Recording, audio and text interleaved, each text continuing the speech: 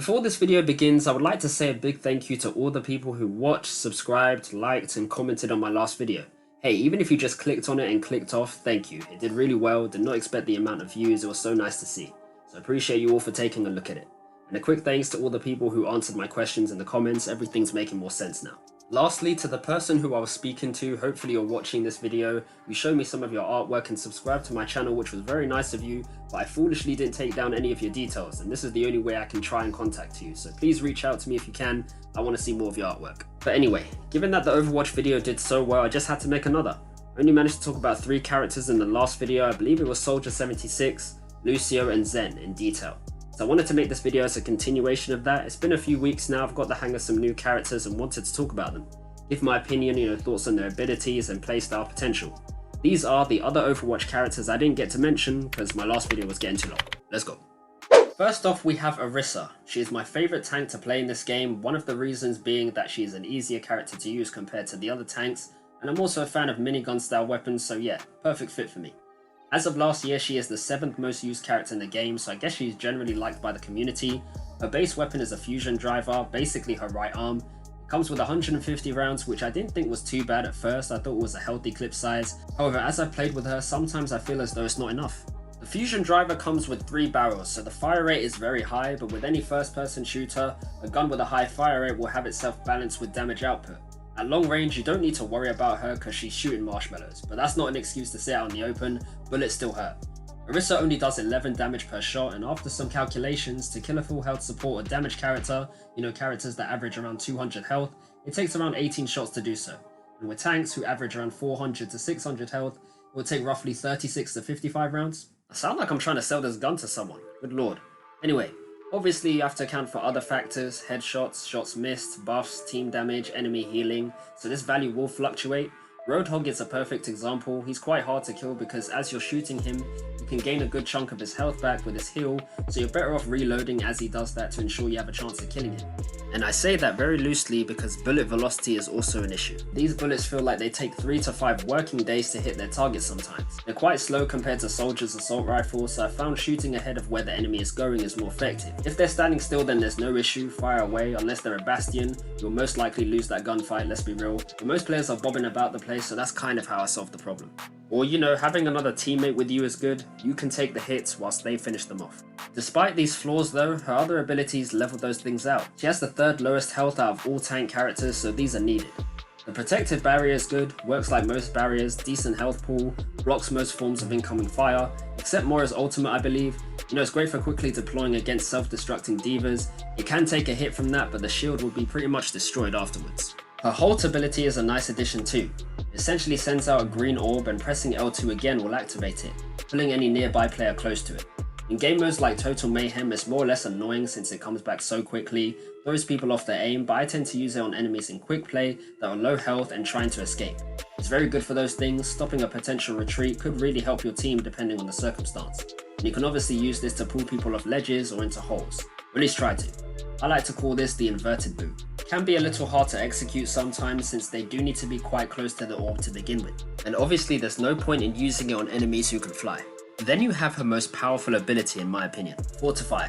It doesn't last long, but this thing is crazy. Your whole body turns a chromish green and you take 40% less damage whilst being invulnerable to any action impairing attacks, like Roadhog's Whole Hog. Usually it will send you flying, but once you have this ability up and running, you won't get pushed away, which allows for an easier kill on him. Can stop Reinhardt from charging at you, Sigma can't lift you up with his ult.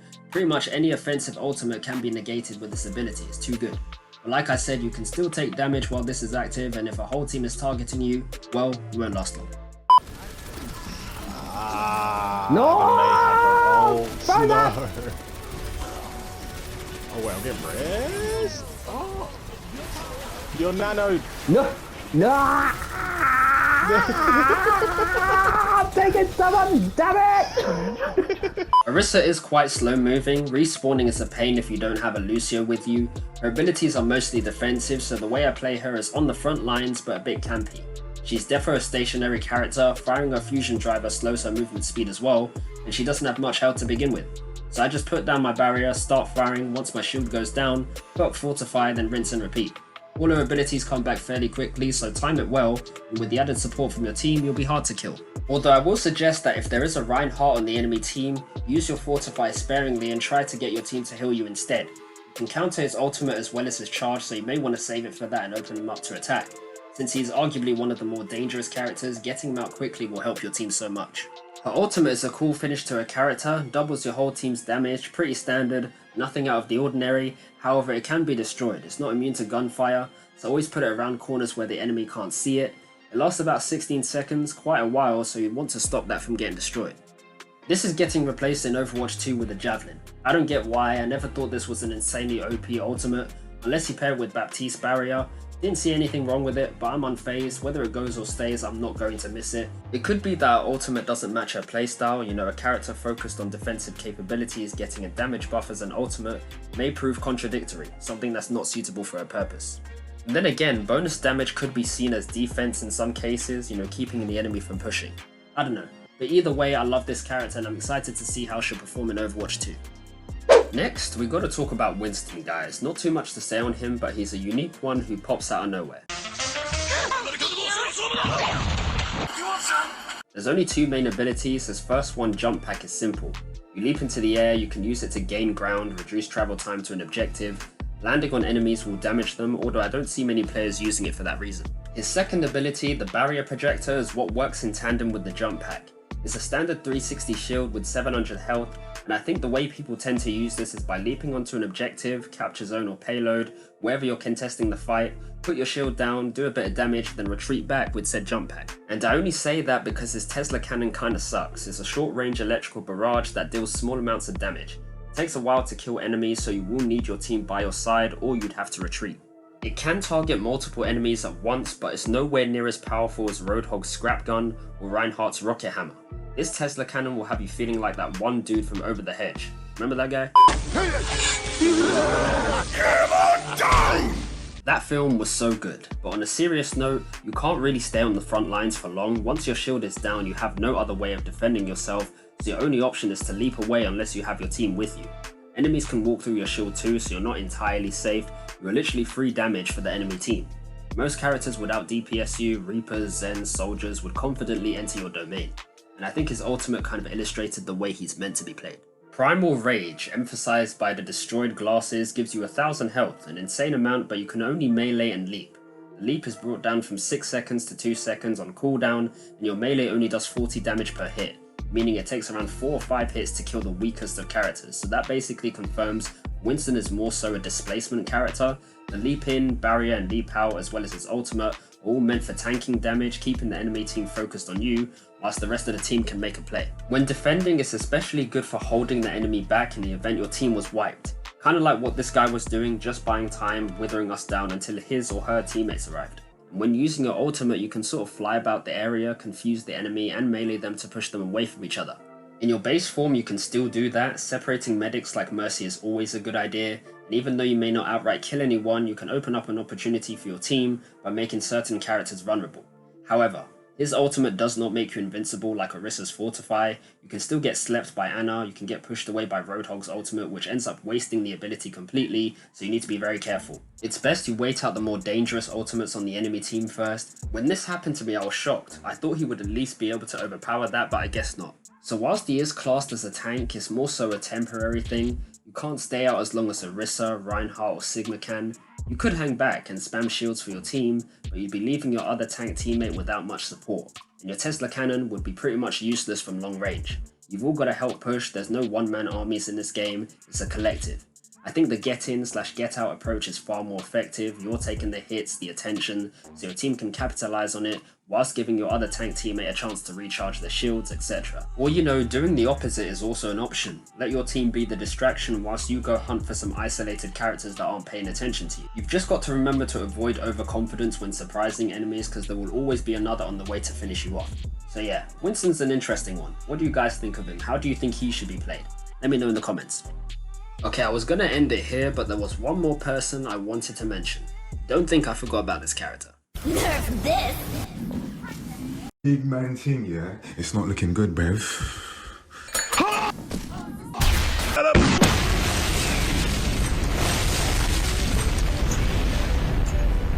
Diva, the most popular, the most used character in Overwatch, suits herself up in a mech more than double her size that can be quite devastating in certain situations. Her fusion cannons are basically automatic shotguns that have infinite ammo. No reload, only effective at close range though. They do between 0.6 and 2 damage per shot. So unless you're right up in the enemy's face, you'll be doing next to no damage. If I have to be honest, these fusion cannons kinda suck. I feel for all you Diva mates. Apparently she was nerfed a few years back, so that's probably why she's not doing as much in terms of damage. However, her next weapon consists of micro missiles, sounds like a hard hitter, and she fires 18 of these, but they only do 7 damage per shot.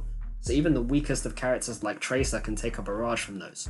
Most damage and support characters will be left with just under half health, and tanks will still have a good chunk left over. So at times you may need some extra damage from your team to finish off enemies. On the other hand, her boosters are what tie her offensive abilities together to make them more effective. You can launch yourself forward or into the air with a great burst of speed. It's great for charging at lone enemies or setting up your ultimate, which I'll talk about in a second. I've seen a lot of Divas secure kills this way. They boost towards the enemy, fire their missiles and finish them off with the fusion cannons. Closing that distance will maximize damage output. And to top it all off, she does have a shield, the defense matrix. I would say it absorbs damage, but that would be incorrect. It essentially shoots any projectile out of the air, protecting you from incoming damage. Although you can't shoot while this is active, you need to time this well because her mech gets destroyed very quickly. When playing her, I feel silly because I always forget about this ability and wonder why I'm getting melted. I place a heavy emphasis on projectiles. You aren't immune to everything while this is active. You can still take damage from electricity, melee attacks, orbs, Moivus in particular, mines, any grenade-driven explosion really, so something to always remember. In the back of my mind though, sometimes I feel like she takes a little more damage than the other tanks, like her armor is more susceptible to crits or something. In my fights against her, I've seen her get shredded at somewhat abnormal rates. It's interesting, but that's just my experience. But yeah, she can't do much at mid to long range. If you want to do damage, get kills, you have to be up in people's faces for this character. Her ultimate, however, is what increases her threat level tenfold. This ability will eject Diva from her mech to set off a reactor, exploding and killing anyone in the blast radius, which is supposed to be 20 meters. This has always been a mystery to me. Sometimes when I think I'm in the all clear, I still die. Other times where I've accepted my fate, I don't die. Being a victim of this will make you question the radius, like how did that kill me, or why didn't that kill me? You can set this off stationary, which is what I did when I first started playing her. Not ideal, but its placement can be enhanced with the boosters. Boosting upwards at an angle gives you a better placement and a higher chance of wiping the enemy team. It's also especially good as a scare tactic to get people off the payload or capture point, kinda like what Winston does to buy time if your team isn't about. But as devastating as this ultimate can be, it's easily nullified by any shield, any protective dome like Baptiste's Immortality Field. Depending on how close Arisa is to the blast, she can take an explosion whilst fortified, but it's definitely the scariest ultimate in the game. Players are still caught out by it, and what's worse is certain characters can trap you, ensuring that there's no way you can try outrun it. So when it comes to ultimates, that's what makes Diva the most feared. If she gets play of the game, 99% of the time it's just her wiping the enemy team with that ult. Can you guys recall the last time you saw a play of the game where Diva used her standard abilities? This is no disrespect to her character, and this does depend on skill level, but whatever nerf she got in the past must have widened the margin, making it so difficult to get play of the game with her base weapons. Characters like Roadhog, Zarya, Arisa, and Reinhardt are perfectly capable of doing so with their ultimate and their standard abilities too. Hey, pretty much most other characters can. It just feels like Diva's a bit neglected in that department. As a tank, she can take multiple roles. There's different playstyles she can adopt throughout a match. Being a bit of a brawler as long as she's being healed, then isolating high threat enemies with a boost, taking the high ground, positioning herself for her ultimate. There are a few ways to go about it. But I like Diva, she's a neat character. A tiny bit more damage would be nice though. Anyways, I'll stop there. That concludes this video on the characters I didn't get to mention. If you made it this far, thank you for tuning in. Hopefully I can do another one of these before Overwatch 2 launches. What do you guys think of these characters? How do you think they should be played? Let me know in the comments below. I hope you guys enjoyed. It's been Dre, take care and see you next time.